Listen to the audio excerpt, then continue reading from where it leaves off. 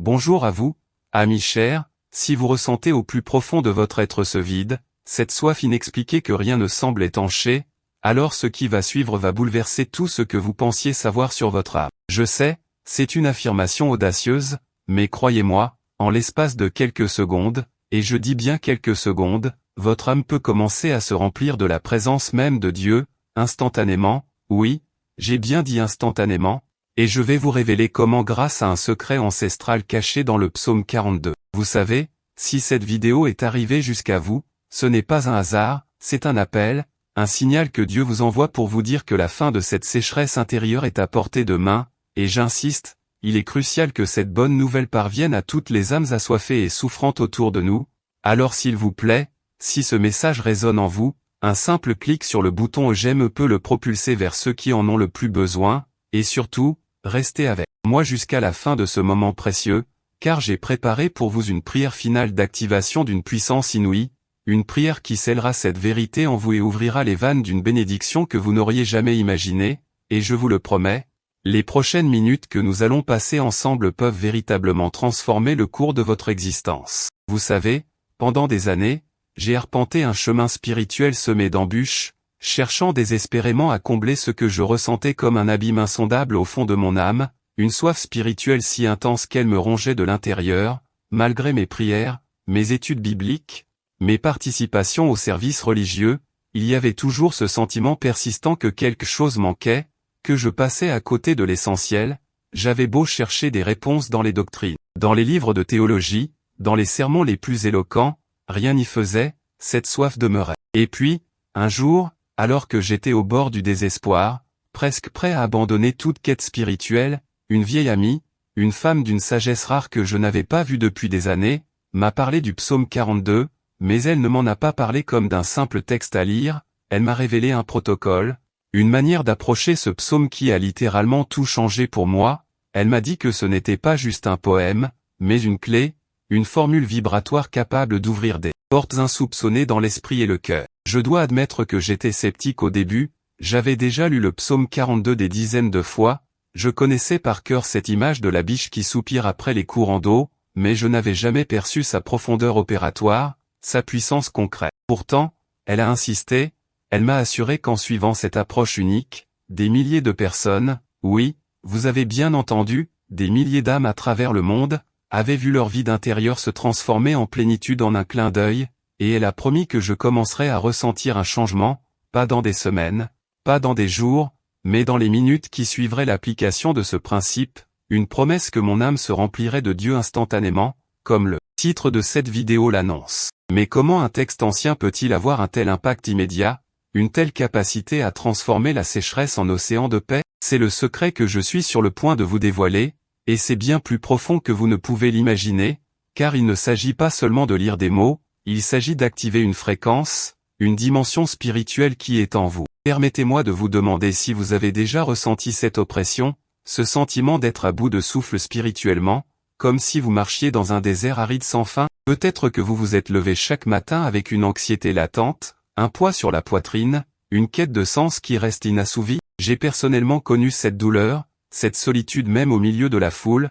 cette impression que mon âme était un puits sec, incapable d'absorber la moindre goutte de joie ou de paix véritable. Je me souviens d'une période de ma vie où j'étais au sommet de ma carrière, j'avais tout ce que l'on considère comme le succès matériel, mais intérieurement, c'était le chaos, un vide abyssal. J'ai essayé de le remplir par le travail acharné, par les possessions, par les relations humaines, par toutes les formes de divertissement, mais chaque tentative ne faisait qu'accentuer ma frustration, mes efforts désespérés pour trouver la satisfaction ailleurs ne menaient qu'à une spirale de désillusion, de fatigue émotionnelle, et parfois même de colère contre moi-même et contre le monde. Pour être honnête, je me sentais tellement coupable de ne pas être heureux alors que j'avais tant. J'ai passé des nuits entières à me demander ce qui n'allait pas chez moi, pourquoi cette soif persistait alors que j'essayais tellement de faire les choses bien, de vivre selon des principes éthiques et spirituels. C'était une torture silencieuse, une prison invisible dont je ne parvenais pas à m'échapper. Et c'est précisément dans cette obscurité la plus profonde, quand toutes mes propres solutions avaient échoué, que la lumière de cette révélation m'a frappé, une lumière qui ne venait pas de moi, mais d'une source divine, une expérience quasi mystique qui m'a fait comprendre que la soif de l'âme ne peut être étanchée que par sa présence directe, une révélation qui m'a conduit à redécouvrir le psaume 42, non pas comme un texte, mais comme un portail. Et cette découverte n'a pas seulement changé ma vie, elle a transformé celle de tant d'autres. Laissez-moi vous parler de Marie, une femme de Paris, qui m'a contacté il y a 6 mois. Elle était au bord du burn-out, mère célibataire de 3 enfants, jonglant entre un travail exigeant et les responsabilités familiales. Elle m'a dit qu'elle se sentait évidée, asséchée jusqu'à la moelle, incapable de ressentir la moindre joie, même avec ses enfants qu'elle adorait. Elle était désespérée, elle avait tout essayé, le yoga, la méditation, même des retraites spirituelles, mais rien n'y faisait, le vide persistait. Je lui ai partagé cette approche du psaume 42. Elle a décidé de l'appliquer rigoureusement. 2 jours plus tard, oui, seulement 2 jours plus tard, elle m'a envoyé un message vocal, la voix tremblante d'émotion, me disant qu'elle avait ressenti une onde de chaleur douce l'envahir pendant qu'elle méditait sur le psaume, une paix indescriptible qui la submergeait. Elle a même utilisé l'expression « c'est comme si Dieu était venu et avait posé sa main sur mon cœur », et la soif a disparu instantanément. C'était impossible, n'est-ce pas? Mais ça s'est produit. Puis il y a eu Jean, un jeune homme de Montréal, étudiant en philosophie, qui se débattait avec une crise existentielle profonde. Il m'a confié qu'il remettait tout en question, son existence, le sens de la vie, l'existence de Dieu lui-même. Il vivait dans une anxiété constante, incapable de dormir, les études n'avaient plus de sens pour lui. Son vide était intellectuel et spirituel. Après avoir écouté mes conseils et appliqué la méthode du psaume 42 pendant une semaine, il m'a raconté une expérience incroyable. Alors qu'il était en train de réciter le psaume dans la nature, il a vu une biche s'approcher de lui, boire calmement à un ruisseau tout proche, puis le regarder avec une intensité étonnante, une synchronicité divine. Il a dit, qui a fait vibrer quelque chose en lui, comme un interrupteur qui s'allume. Il a ressenti une certitude intérieure, une paix profonde, la fin de ses doutes. Il a dit, c'est comme si le psaume s'était matérialisé devant mes yeux, et mon âme s'est sentie nourrie pour la première fois de ma vie. Et l'histoire de Samuel, un homme d'affaires prospère de Genève, qui avait perdu toute foi après une série d'épreuves personnelles et professionnelles. Il m'a contacté, aigri, cynique, il avait tout, mais il était le plus malheureux des hommes. Son médecin lui avait même diagnostiqué une dépression sévère. Il cherchait une dernière lueur d'espoir. Il a accepté de tester la méthode sans grande conviction. 3 jours après avoir commencé, il m'a appelé en pleurant, oui, un homme de cet âge, avec une carrière si solide, en larmes. Il m'a raconté qu'il avait enfin pleuré toutes les larmes de son corps, des larmes qui n'étaient pas de tristesse mais de soulagement, de libération. Il a senti son âme se remplir d'une force nouvelle, d'une énergie qu'il n'avait pas ressentie depuis des décennies. Il a dit, j'ai retrouvé le goût de vivre, l'envie de me battre, l'étincelle que je croyais perdue à jamais. Ces récits, ces transformations sont la preuve vivante que quelque chose d'extraordinaire se produit lorsque nous nous connectons à ce psaume d'une manière spécifique. Alors, je vous pose la question maintenant, vous sentez-vous vous aussi cette soif, ce manque, cette impression que même en cherchant Dieu, vous ne le trouvez pas de la manière la plus profonde, la plus intime, la plus réelle? Est-ce que vous aussi, vous avez essayé de multiples chemins, d'innombrables prières, et pourtant, cette sécheresse spirituelle persiste, vous laissant vide, fatigué, parfois même désespéré? Je comprends, oh oui, je comprends parfaitement ce que vous ressentez, car j'y suis passé moi aussi, et je veux que vous sachiez que ce n'est pas votre faute, non, absolument pas. Ce n'est pas parce que vous ne priez pas assez fort, ou que votre foi n'est pas assez grande, ou que Dieu vous a oublié.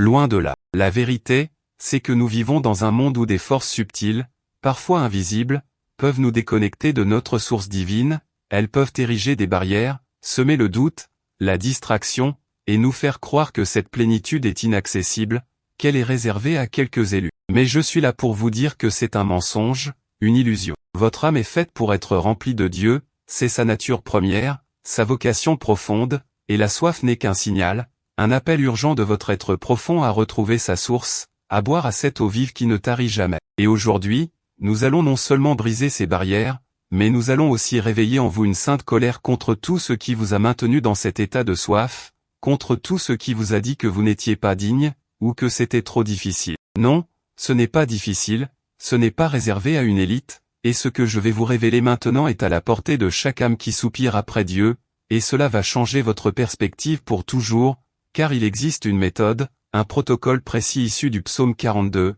qui va vous permettre de transformer cette soif en une source jaillissante de vie. Le premier pas, la première partie de cette méthode qui va commencer à ouvrir ses vannes, est d'abord de comprendre le psaume 42 non pas comme un texte à réciter passivement, mais comme une invocation profonde, une déclaration de l'état le plus primal de votre âme. Il ne s'agit pas de lire des mots, mais de devenir ces mots. La base biblique est solide, le psaume 42 commence par cette image puissante, comme une biche soupire après des courants d'eau, ainsi mon âme soupire après toi, ô Dieu. C'est le verset 1. Mais attention, l'erreur fatale que beaucoup commettent, et je l'ai faite moi-même pendant des années, c'est de réciter ce verset avec une mentalité de demande, de supplication dans le sens d'un manque persistant. Non, ce n'est pas ça. L'instruction pratique initiale est la suivante, vous devez prononcer ce verset non pas comme une plainte, mais comme une reconnaissance profonde et intrinsèque de votre nature divine, de votre lien indissoluble avec la source. Ce soupir n'est pas un soupir de désespoir,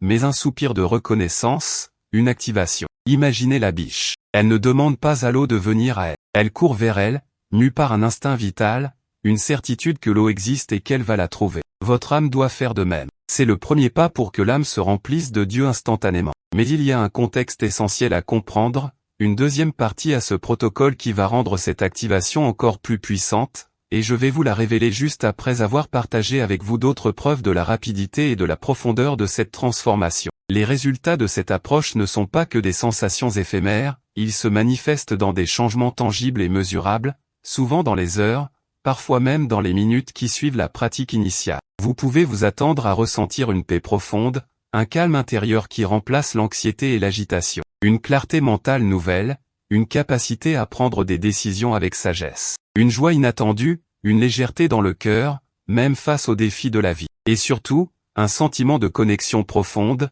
intime, avec le divin, un savoir intérieur que vous n'êtes plus seul, que vous êtes aimé et soutenu. Je me souviens de Sarah, une jeune femme de Lyon, qui luttait contre une anxiété chronique depuis son enfance. Elle était constamment sur les nerfs, incapable de se détendre, et ses nuits étaient hantées par l'insomnie. Elle m'a contacté un lundi soir, à bout de souffle, après une crise de panique. Je lui ai expliqué le protocole du psaume 42. Elle l'a pratiqué avant de se coucher. Le lendemain matin, elle m'a envoyé un message, j'ai dormi comme un bébé pour la première fois en 10 ans. Et quand je me suis réveillé, il y avait une paix dans ma chambre, et dans mon cœur, que je n'avais jamais ressenti auparavant. C'est comme si un interrupteur avait été actionné. Et il y a aussi Thomas, un entrepreneur de Bordeaux, qui faisait face à la faillite de son entreprise. Il était accablé par les dettes, le stress, et la honte. Il se sentait complètement coupé de toute aide divine. Je lui ai recommandé de plonger dans le psaume 42 avec cette nouvelle perspective. Quelques jours plus tard,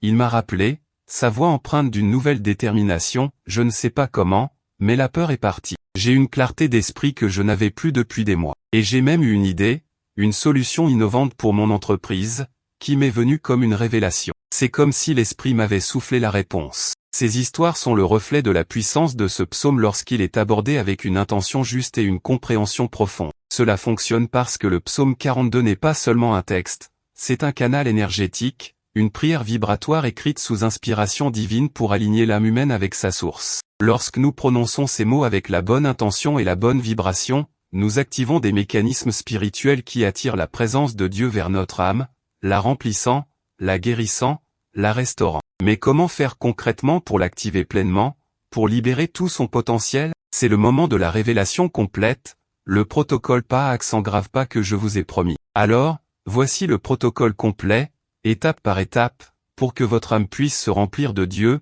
non pas comme une théorie, mais comme une expérience vivante et immédiate. La première étape, comme je l'ai mentionné, est la * reconnaissance active du soupir de l'âme ***. Le verset comme une biche soupire après des courants d'eau, ainsi mon âme soupire après toi, ô Dieu, doit être prononcé non comme une plainte, mais comme une affirmation de la nature intrinsèque de votre âme. Fermez les yeux, respirez profondément. Sentez cette soif, non pas comme un manque, mais comme une aspiration naturelle de l'âme vers sa source. Dites, mon âme ne manque pas de toi, elle soupire simplement pour te reconnaître plus profondément, pour fusionner avec toi dans l'instant présent. La deuxième étape, c'est la * confiance dans la réponse divine immédiate ***. Le psaume 42 continue avec mon âme a soif de Dieu, du Dieu vivant. C'est là que le piège de la demande passive se referme. Au lieu de demander, affirmez. Dites, mon âme a soif du Dieu vivant, et je sais, je sais, que cette soif est déjà en train d'être étanchée, car tu es là, ici et maintenant, répondant à l'appel de mon cœur. Visualisez l'eau vive, claire, jaillissant de la roche, et votre âme, comme une éponge sèche, l'absorbant instantanément. Sentez la fraîcheur, la vie qui vous envahit. La troisième étape, absolument cruciale, est la *** déclaration de foi face à l'adversité ***. Le psaume ensuite parle de l'abattement de l'âme. Pourquoi es-tu abattu, mon âme, et pourquoi gémis-tu au-dedans de moi? Espère en Dieu, car je le louerai encore. C'est ici que vous devez briser les chaînes du doute et du désespoir. Lorsque ces pensées d'abattement arrivent, et elles arriveront, ne les combattez pas, reconnaissez-les, puis immédiatement déclarez avec force, non, mon âme, tu n'es pas abattu. Je te dis d'espérer en Dieu, car je le louerai encore. C'est un ordre à votre âme, une invocation puissante. Visualisez toute obscurité s'évanouissant devant cette déclaration lumineuse. La quatrième étape est la *** remémoration des œuvres passées de Dieu ***. Le psalmiste se souvient de quand il allait avec la foule, s'avançant sous sa conduite jusqu'à la maison de Dieu, au milieu des cris de joie et des chants de louange. Pour vous, c'est le moment de vous souvenir de toutes les fois où Dieu est intervenu dans votre vie, même les plus petites choses, un signe inattendu, une porte qui s'est ouverte. Remémorez-vous ces moments avec gratitude. Cela renforce votre foi et ouvre votre cœur à recevoir davantage. La cinquième étape est la *** visualisation active de la plénitude divine ***. Le psaume dit, l'abîme appelle l'abîme au bruit de tes cataractes, toutes tes vagues et tous tes flots passent sur moi. Cette image de l'abîme qui appelle l'abîme est une activation spirituelle profonde. Visualisez votre âme comme un abîme profond, et Dieu comme un océan infini. Imaginez que l'océan se déverse en vous, vague après vague de lumière, d'amour, de paix, de joie, remplissant chaque recoin de votre être. Laissez-vous submerger par cette inondation divine. N'ayez pas peur d'être submergé, c'est une submersion de bénédiction. La sixième et dernière étape est la *** proclamation de la lumière et de la miséricorde divine ***. Le psaume conclut avec le jour, l'Éternel m'accorde sa grâce, la nuit, son cantique est avec moi, prière au Dieu de ma vie. Proclamez à voix haute, ou dans votre cœur, que la grâce de Dieu vous est accordée chaque jour, que sa mélodie est en vous-même dans l'obscurité. C'est une prière active, une déclaration de possession. Ce protocole doit être pratiqué avec une intention pure et une concentration totale. Je vous recommande de le faire au moins une fois par jour,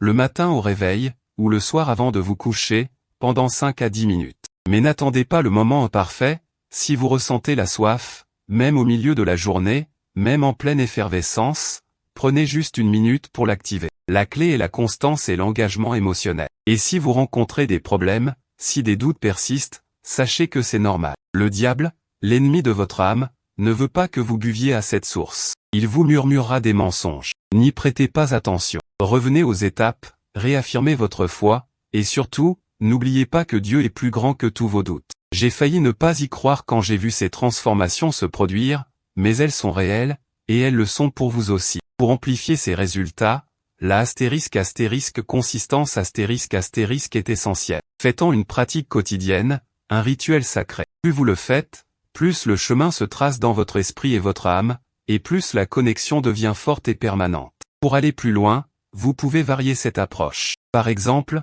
au lieu de simplement réciter, écrivez le psaume 42, chaque mot, avec une intention consciente, en vous imprégnant de sa signification. Vous pouvez aussi le réciter en marchant dans la nature, en vous connectant visuellement au courant d'eau, aux animaux, comme la biche du psaume. Ce n'est pas seulement pour les moments de crise, même si c'est incroyablement puissant en situation d'urgence spirituelle, c'est aussi un moyen de prévention, de maintenir votre âme dans un état constant de plénitude et de gratitude. Et cette bénédiction n'est pas juste pour vous. Vous pouvez inclure votre famille dans cette pratique. Expliquez-leur le psaume, invitez-les à méditer avec vous, à exprimer leur propre soif, et à visualiser ensemble la plénitude divine les inondant. C'est une protection spirituelle pour votre foyer. Comment savoir si cela fonctionne? Les signes sont multiples, une paix intérieure grandissante, une diminution de l'anxiété, une joie spontanée, des idées claires qui vous viennent comme des révélations, des synchronicités qui confirment que Dieu est à l'œuvre dans votre vie, et le plus important,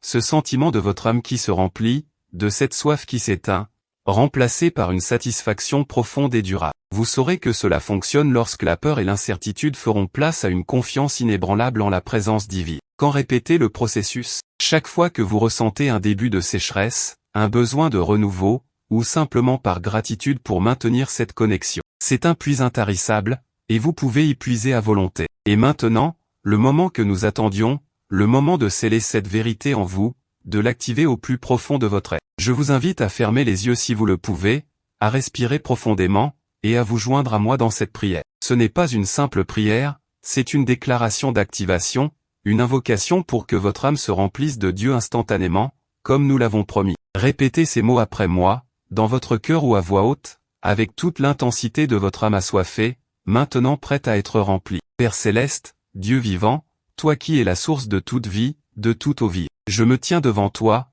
mon âme s'ouvrant comme une fleur assoiffée sous la pluie. Je confesse ma soif, non comme un manque, mais comme une reconnaissance profonde de mon besoin de ta présence. Comme la biche soupire après les courants d'eau, ainsi mon âme soupire après toi, ô Dieu. Mon âme a soif de toi, du Dieu vivant. Et je déclare maintenant, en cet instant précis, que cette soif est déjà en train d'être étanchée. Je te vois, je te sens, je te connais, ici et maintenant. Je parle à mon âme et je lui ordonne, pourquoi es-tu abattu, mon âme, et pourquoi gémis-tu au-dedans de moi? Espère en Dieu, car je le louerai encore, car je suis certain de sa présence, de son salut, de son amour inconditionnel. Je me souviens de toutes les fois où tu m'as secouru, de tes merveilles passées, et ma foi est renforcée. Je vois l'abîme de mon âme appelant l'abîme de ta gloire. Que toutes tes vagues et tous tes flots de paix, de joie, de clarté, d'amour, passent sur moi, me remplissant, me restaurant, me submergeant. Le jour, l'Éternel m'accorde sa grâce. La nuit,